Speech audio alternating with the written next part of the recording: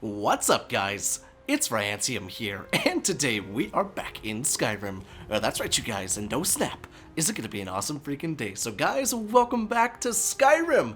Damn, does it feel good to be back in Skyrim. So for those of you who want to know and haven't seen why I've been gone for more than 2 months, definitely check out the video in the top right hand corner. It will give you everything you need to know as to why I was gone, why I'm back, and where we're going. So without further ado, let's get into this. So today, we're taking a look at Fort WOLFHEAD. Now, Fort WOLFHEAD is not just a player home, it's a player town, which is always something that I'm looking for, because a lot of the times the homes in these are magnificent, because the mod author doesn't feel obligated or bogged down to stuff as many things, as many utilities into the house as possible. Now, we're here at Fort WOLFHEAD, right by Miko's Shack, Dead Man's Respite, and Robert's Gorge, closest to probably Solitude, Solitude or Morthal. You're right kind of in the smack dab in the middle of a triangle. You're like right here of Morthal and Solitude, but Fort WOLFHEAD is right here. Now, Fort WOLFHEAD, I went ahead and took a little bit of a walkthrough, but I wanted you guys to see the grand opening to Fort WOLFHEAD. Now, it's a really cool area over here. It looks like we have a few things outside here, little apiary, some beautiful butterflies and bees and torch bugs, probably at nighttime. Oh no, they're here during the daytime too. But look at that, we have a nice little wolf's head. Wink, wink, nudge, nudge. But let's go ahead and open up the front gate. Into Fort WOLFHEAD we come. Now, Fort WOLFHEAD comes complete with everything you need as far as crafting goes, as well as your own home. Now, the reason this place strikes my fancy and makes me, very happy about this place is because this is supposed to be more so as a reward for becoming Thane of Hjalmarch. Now, it's kind of cool because, when you become a Thane of any of the holds, they grant you access to build your own home with Hearthfire.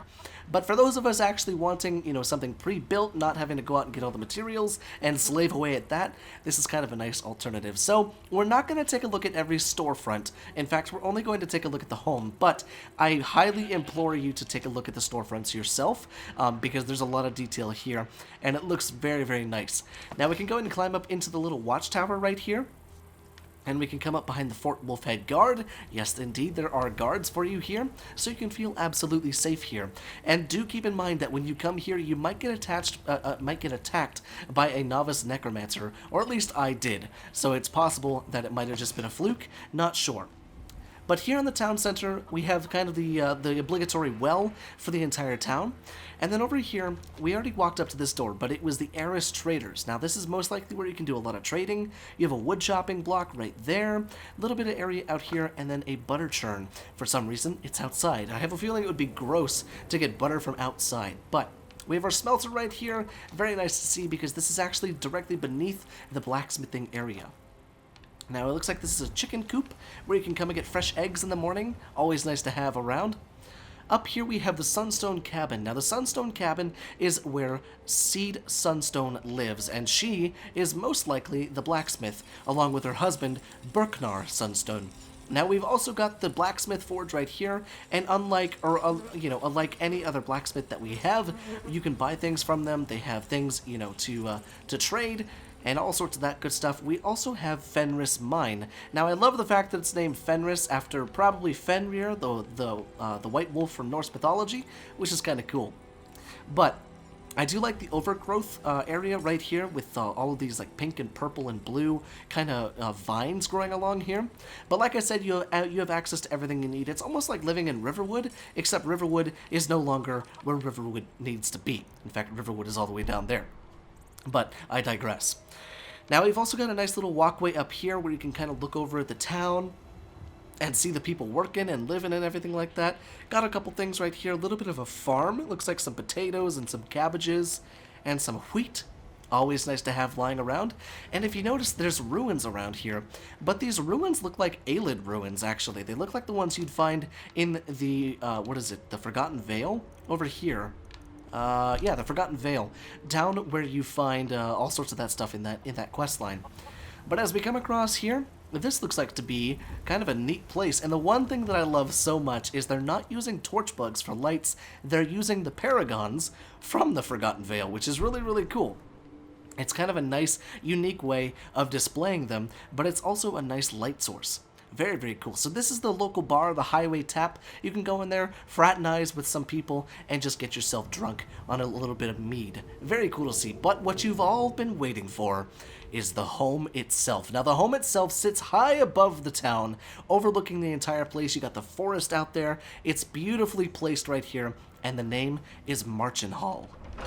And here we are, inside of Marchin Hall. Now, I love the decor and the architecture of this entire room, because what's nice about Marchin Hall is because it's only a player home, like I said in the beginning, the mod author probably didn't feel very obligated to shove as many utility tools in here as possible, so it is just that. It's a home. It's a lovely home at that, with beautiful, beautiful high ceilings, lovely light coming in through there, and I love the open floor concept plan with the pillars and the way it flows. It's just beautiful. Now, as we walk in here, we have a little display stand right here, a little bit of aesthetic with the little lavender petals right here, or the little lavender flowers right here.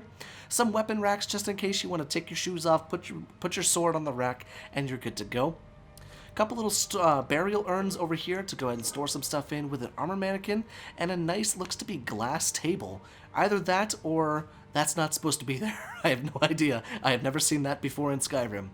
But I just love the way the ground looks, the floor tiles and the wood paneling just looks beautifully done. A little bit more weapon rack storage over here, more so for display rather than, storage. Little training dummy right there. Nice key rack right there. Little search chest. Another armor mannequin completely opposite from that one. Very nice to see.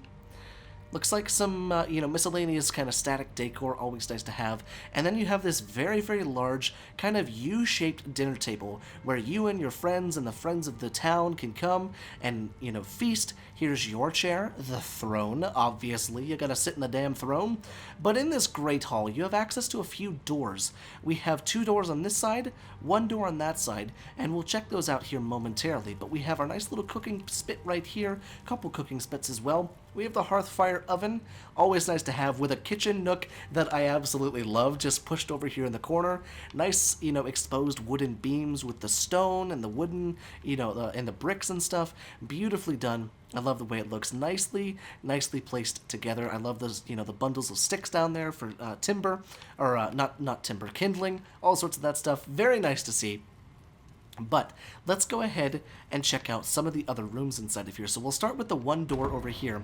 And this is probably either a children's bedroom or a guest bedroom combined with kind of like a study. Now, we've got a couple bedrooms or a couple beds over here with some neat little static decor through here. The lighting is nice. It's not too overbearing. It's not too dark. It's just perfect. And I love the open kind of windows up there. Really, really nice. Allows the air to just flow through the house without worry of the walls and such. Kind of nice to have. Nice little study right here. Very cool to have. And then, like I said, a couple beds in here, just in case it's like a children's bedroom or a guest bedroom. Kind of cool to have. It might also be a follower's bedroom, I'm not sure. Not sure if you can actually have followers here. But the last 2 doors we have access to are over here on the left side. One of which being one of the most beautiful master bedrooms I think I have ever seen in a home before. This takes the cake. It is gorgeous in here. I love the lighting. I love the different colors they use inside of here. The different things to emit the different colors. Very, very cool inside of here. A couple notes on the wall to add some aesthetic. We indeed have a working weapon rack. A couple wardrobes right here that are indeed regular wardrobes. Always nice to have. Always need to check that too. But very, very cool. We have ourselves a strong box. A nice little static decor right here with an end table. Lots and lots of gold right there. Wish I could take that. A beautiful double bed for yourself and your wife, or just yourself to spread out like a crazy person. Little book display up there for the bookworms of Skyrim, because I know we got quite a few watching. And then I love this area over here. We have our enchanting table and our alchemy lab. Very, very nice. In fact, these are really the only work tables, quote unquote, that I've seen kind of shoved in here. But once again, bookshelves and a bookcase for the bookworms of Skyrim, just in case you want to display any of your books you find out in your journeys. Beautiful bedroom. I love it. Gotta be one of my favorites so far. And then last but not least, the bathroom. It's a simple bathroom we have here, a gigantic toilet. I think I could sit sideways on that and shit and be perfectly fine, although it looks like there's actually some poop already in there, so that's kind of gross.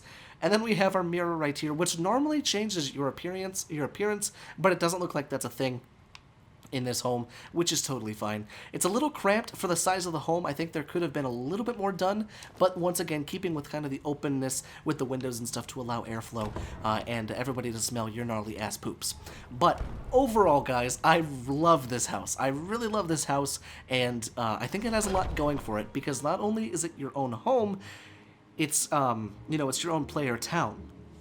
And I think it's very cool to include that, especially because you have access to so many people right outside your door. You can go and make some armors, sell them to the local merchants, and then you're good to go.